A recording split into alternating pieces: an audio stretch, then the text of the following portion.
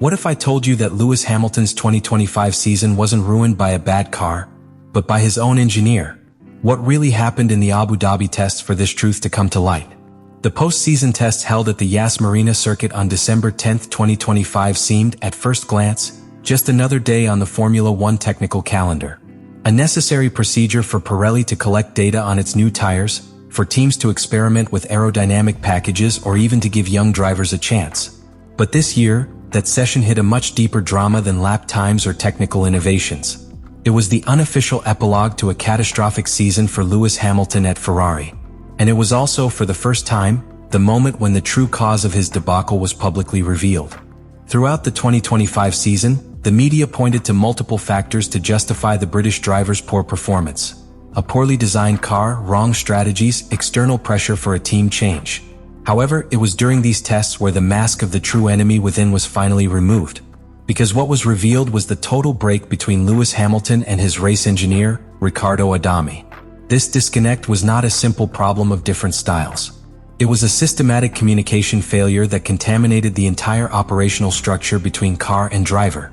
And in Formula One, communication between the driver and his engineer is not a luxury. It is a precision tool as critical as the rear wing or the energy recovery system.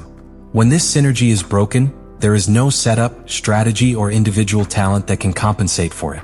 The radios captured in several races were an alarm signal ignored by the press, but now in retrospect they seem like a desperate cry. Phrases like, "You don't need to confirm everything I say," or "Did you get the message? The only time you don't respond," were not the tantrums of a frustrated champion. They were symptoms of a professional relationship in ruins.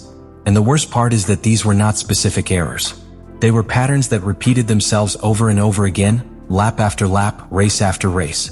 During the Abu Dhabi tests, this pattern reached an uncomfortable climax. Now, without the pressure of the points or the media on him, Hamilton exposed the root of the problem in his radio conversations. The tone was not criticism, it was resignation. He no longer asked for explanations. "I simply wanted to end the day without another misunderstanding."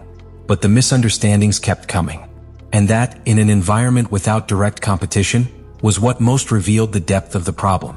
Martin Brundle, former pilot and Sky Sports commentator, was one of the few who dared to say it without filters: "Hamilton deeply misses Bono."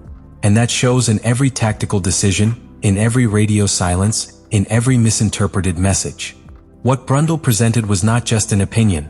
It was an analysis based on more than 20 Grand Prix with radio records reviewed one by one, showing the accumulation of errors that individually were subtle but collectively proved lethal. In short, what happened in Abu Dhabi was not a technical accident or a simple lack of feeling. It was the final point of a season that was lost from the wall, from the radio, from the lack of human understanding. In an era where Formula One is decided by tenths, what destroyed Hamilton's year was not a tenth of aerodynamics, but a second of misinterpreted silence. What happened in the third free practice of the Abu Dhabi Grand Prix was not a simple oversight or an anecdote to close the year. It was the final explosion of a problem that had been brewing silently since the beginning of the season. At turn 9 of the Yas Marina circuit, Lewis Hamilton suddenly lost control of his SF25, for no apparent reason. The image was clear. The car went straight ahead without the driver even trying to push the limit. And it was precisely that apparent inexplicability that set off the alarms. Hamilton, who had reported strange vibrations, loss of stability and erratic responses since the first third of the championship, was systematically ignored. Their messages were downplayed as minor adjustments. But the reality was different. Ferrari had no solution, because it had already closed the development of the car. The Abu Dhabi accident was the definitive test. It not only confirmed the pilot's fears, it forced Ferrari to act. The FIA intervened. Although he did not sanction Hamilton, he did issue a formal warning to Ferrari. All telemetry of the incident was ordered to be archived, and it was made clear that if the car again showed signs of structural instability, it could be immediately suspended for review. And not only that, the possibility was raised that Ferrari would not be able to compete until the problem was solved. The issue was no longer sports. It was legal. It was ethical. It was political. Charles Leclerc, normally more reserved than Hamilton in his statements, acknowledged at the Qatar Grand Prix that the SF25 was not only difficult to handle, but had fundamental safety problems that could not be corrected with configuration. Those words, so carefully measured, were a direct accusation.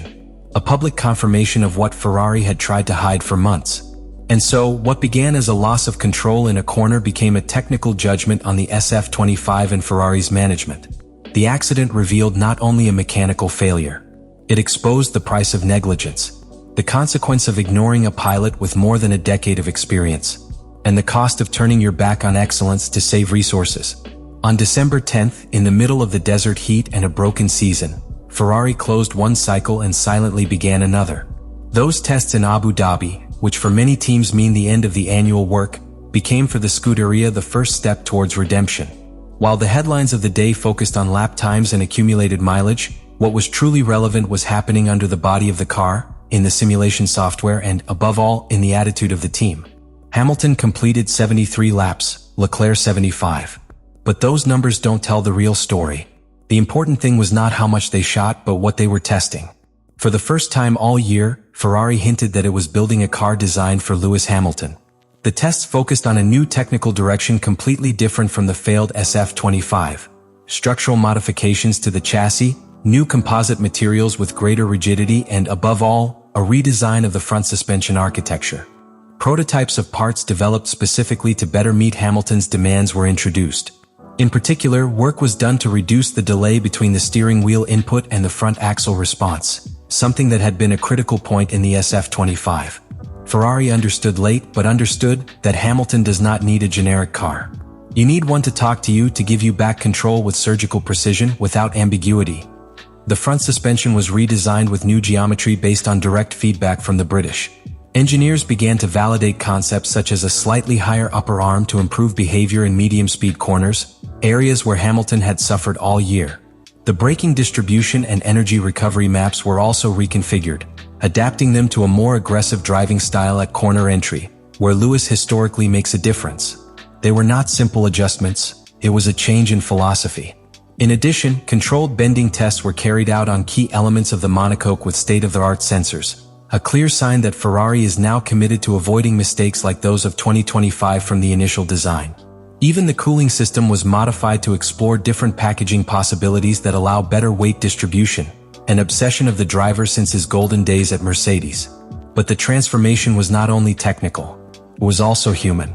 Hamilton, visibly more involved, actively participated in the post-test meetings. He quizzed the engineers, asked for direct comparisons to their past experience, and shared his unfiltered feedback. For the first time all year, it seemed like his voice had weight inside the Ferrari garage. He was no longer the guest pilot. He was the Axis pilot of the 2026 project. And that change in internal dynamics is what can make the difference. Because to build a winning car, it is not enough to have talent behind the wheel. That talent needs to have influence. And after Abu Dhabi, Hamilton has it. His experience, his demands, and his way of understanding F1 begin to permeate Maranello.